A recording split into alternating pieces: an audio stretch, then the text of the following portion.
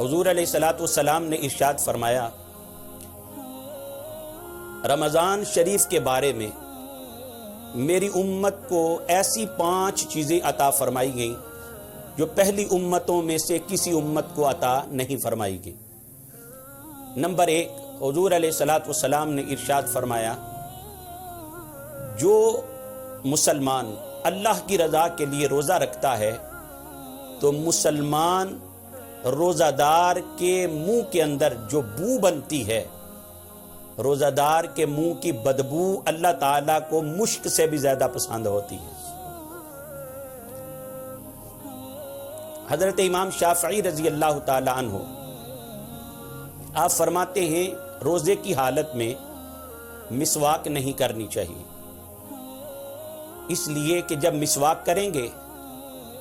تو منہ کی بدبو زائل ہو جائے گی، تو روزہ دار کی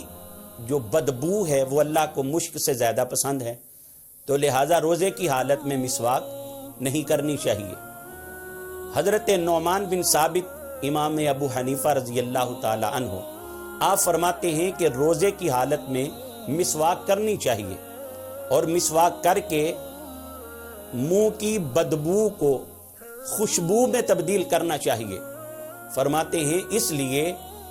کہ جب روزہ دار کے منہ کی بو اللہ کو اتنی پسند ہے تو اللہ تعالیٰ کو روزہ دار کے منہ کی خوشبو کتنی پسند ہوگی۔ تو اس لیے امام اعظم ابو حنیفہ رضی اللہ تعالیٰ عنہ کا موقف ہے کہ روزے کی حالت میں مسواک کی جا سکتی ہے۔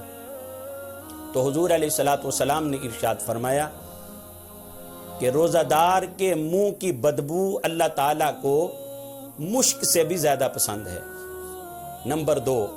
حضور علیہ الصلوۃ والسلام نے ارشاد فرمایا کہ روزہ دار کے لیے افطار تک دریاؤں میں مچھلیاں بھی دعا کرتی رہتی ہیں۔ علماء فرماتے ہیں کہ روزہ دار سویا بھی ہوتا ہے تو اس کا سونا بھی عبادت میں شمار ہوتا ہے، اس لیے کہ وہ سحر سے لے کے افطار تک وہ عبادت میں ہوتا ہے، اور افطار تک دریاؤں میں مچھلیاں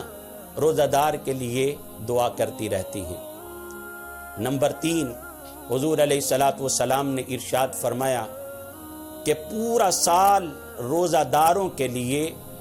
اللہ تعالیٰ جنت کو سجانے کا، آراستہ کرنے کا، سنوارنے کا حکم دیتا ہے۔ پورا سال ملائکہ جنت کو سنوارتے رہتے ہیں، اور پھر اللہ پاک جنت کو مخاطب ہو کے فرماتا ہے کہ اے جنت، ان قریب میرے سالے بندے اپنے اوپر سے مشقتیں پھینک کر تیری طرف آئیں گے۔ گویا کہ جنت دلہن کی طرح آراستہ و پیراستہ ہو کر، جنت دلہن کی طرح بن سنور کر روزہ داروں کا انتظار کرتی ہے۔ ارے نمازی جنت کا انتظار کرتا ہے، حاجی جنت کا انتظار کرتا ہے، قاضی جنت کا انتظار کرتا ہے، زکوٰۃ دینے والا جنت کا انتظار کرتا ہے، درود پڑھنے والا جنت کا انتظار کرتا ہے، پر روزہ دار وہ ہے جس کا خود جنت انتظار کرتی ہے۔ اور آقا علیہ الصلوۃ والسلام نے ارشاد فرمایا، نمبر 4، اس میں سرکش شیاطین کو زنجیروں میں جکڑ دیا جاتا ہے، اور اس ماہ مقدس میں انسان ان کاموں کی طرف نہیں پہنچ سکتا جس میں وہ غیر رمضان میں پہنچتا ہے۔ اب سوال پیدا ہوتا ہے کہ جب شیطان جکڑ دیے جاتے ہیں، زنجیروں سے باندھ دیے جاتے ہیں، تو پھر شیطانی کام تو سارے ہو رہے ہوتے ہیں، چوری، ڈکیٹی، بدکاری، قتل و غارت، ہر جرم، ہر گناہ جو شیطانی کام میں آتا ہے وہ ہو رہا ہوتا ہے، تو پھر شیطان کیسے بندھا ہوا ہے؟ تو یاد رکھیں، آقا علیہ الصلوۃ والسلام کا فرمان ہے، ایک مسلمان حضور علیہ الصلوۃ والسلام کے فرمان پر کبھی شک نہیں کر سکتا ہے۔ حضور علیہ الصلوۃ والسلام کے فرمان پر تو ہماری جان بھی قربان ہے۔ حضور کا فرمان برحق ہے، تو رہی بات اگر شیاطین جکڑے ہوئے ہیں تو پھر یہ گناہ کیوں ہوتے ہیں، شیطانی کام کیوں ہوتے ہیں؟ تو یاد رکھیں، ایک دیج کی جس میں پانی ہو، اس کو اگر آپ آگ کے اوپر رکھیں تو اس میں جب بلبلے آتے ہیں، پانی ابلتا ہے، نیچے سے آپ چولہا بند بھی کر دیں تو وہ فوراً بلبلے ختم تو نہیں ہو جاتے، وہ پانی کچھ دیر پھر بھی ابلتا رہتا ہے۔ تو آگ تو بند ہو چکی ہے، لیکن اب اس آگ کا اثر اتنا زیادہ ہے کہ اب وہ پانی پھر بھی ابل رہا ہے۔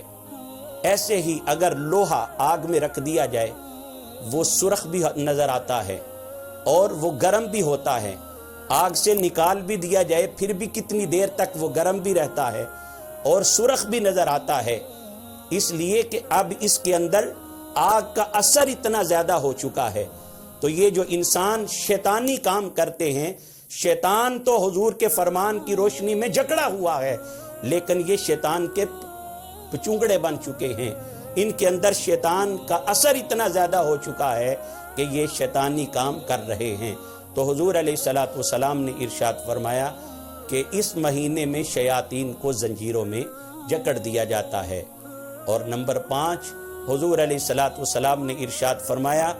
جب ماہ رمضان المبارک کی آخری رات آتی ہے تو اس ماہ مقدس میں اللہ تعالیٰ روزہ داروں کی مغفرت فرما دیتا ہے۔